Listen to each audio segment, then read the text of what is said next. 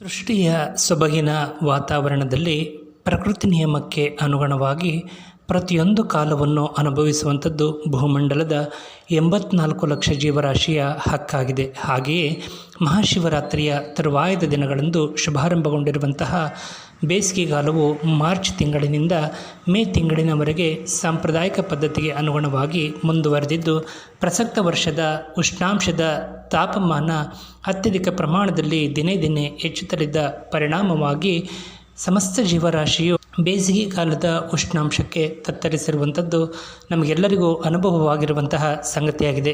ಆದರೂ ಕೂಡ ಹವಾಮಾನ ಇಲಾಖೆಯ ಮುನ್ಸೂಚನೆಯ ಪ್ರಕಾರವಾಗಿ ಬಂಗಾಳ ಕೊಲ್ಲಿಯಲ್ಲಿ ಸಂಭವಿಸಿರುವಂತಹ ವಾಯುಭಾರ ಕುಸಿತದ ಪರಿಣಾಮದಿಂದಾಗಿ ಆಗಸದ ಬಾನಂಗಳದಲ್ಲಿ ಮೋಡ ಕವಿದ ವಾತಾವರಣವು ಆವರಿಸಿದ್ದು, ಅಲ್ಲಲ್ಲಿ ಗುಡುಗು ಮಿಂಚಿನ ವಾತಾವರಣ ಹಾಗೆಯೇ ಮುಂತಾದೆಡೆ ಧರೆಯ ಎಳೆಗೆ ಮಳೆರಾಯನ ಆಗಮನವಾಗಿರುವಂತಹ ಒಂದು ಶುಭ ಸಂಕೇತದ ಸಂದೇಶ ನಮಗೆಲ್ಲರಿಗೂ ಮಾಧ್ಯಮಗಳ ಮೂಲಕ ತಲುಪಿರುವಂತಹ ಸಂಗತಿಯಾಗಿದ್ದು, ಜೊತೆಗೆ ಹವಾಮಾನ ಇಲಾಖೆಯ ಬಲ್ಲ ಮೂಲಗಳ ಮುನ್ಸೂಚನೆಯ ಪ್ರಕಾರವಾಗಿ ನೈಋತ್ಯ ಮಾನ್ಸೂನ್ ಮಾರುತಗಳು ನಿಗದಿತ ಅವಧಿಗಿಂತ ಮುಂಚಿತವಾಗಿ ಶುಭಾರಂಭಗೊಳ್ಳಲಿವೆ ಎಂಬ ಸಂದೇಶ ರೈತರಲ್ಲಿ ಹಾಗೂ ಪ್ರಕೃತಿ ಮಡಿನಲ್ಲಿರುವಂತಹ ಜೀವರಾಶಿಗಳಲ್ಲಿ ಒಂದು ರೀತಿ ಚೈತನ್ಯದಾಯಕ ನಿರೀಕ್ಷೆ ಮೂಡಿಸುವಂತಹ ಸಂಗತಿಯಾಗಿದೆ.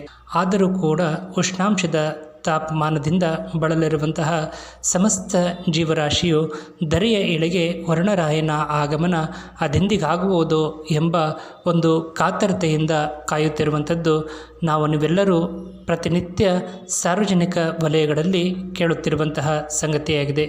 ಪ್ರಸಕ್ತ ವರ್ಷಕ್ಕೆ ಅನುಗುಣವಾಗಿ ಮುಂಗಾರು ಮಳೆಯ ಆಗಮನ ಆದಷ್ಟು ಶೀಘ್ರದಲ್ಲಿ ಭೂಮಂಡಲದಲ್ಲಿ ಆಗಮಿಸುವ ಮೂಲಕ ವರುಣರಾಯನ ಪ್ರಭಾವದಿಂದಾಗಿ ಬಿರುಬಿಸಿಲಿನ ಬೇಸಿಗೆಯಿಂದ ತತ್ತರಿಸಿರುವಂತಹ ಭೂಮಂಡಲದ ಭೂಮಾತೆಯ ಮಡಿಲು ವರುಣರಾಯನ ಆಗಮನದಿಂದ ತಂಪಾಗಿ ನೆಲವೆಲ್ಲವೂ ಹಸಿರಾಗಲಿ ಎಂಬ ಆಶಾಭಾವನೆಯೊಂದಿಗೆ ನಮ್ಮ ಜ್ಞಾನವಾಣಿ ಕುಳಗಟ್ಟೆ ಯೂಟ್ಯೂಬ್ ಚಾನಲ್ನ ಮೂಲಕ ಈ ಸಂದೇಶವನ್ನು ತಮ್ಮೊಂದಿಗೆ ಹಂಚಿಕೊಳ್ಳಲಾಗಿದ್ದು, ತಮಗೆಲ್ಲರಿಗೂ ಇಷ್ಟವಾಗಿದ್ದಲ್ಲಿ ತಾವೆಲ್ಲರೂ ಸಬ್ಸ್ಕ್ರೈಬರ್ ಆಗುವ ಮೂಲಕ ಲೈಕ್ ನೀಡಿ ಪ್ರೋತ್ಸಾಹಿಸಿ. ನಮಸ್ಕಾರಗಳು.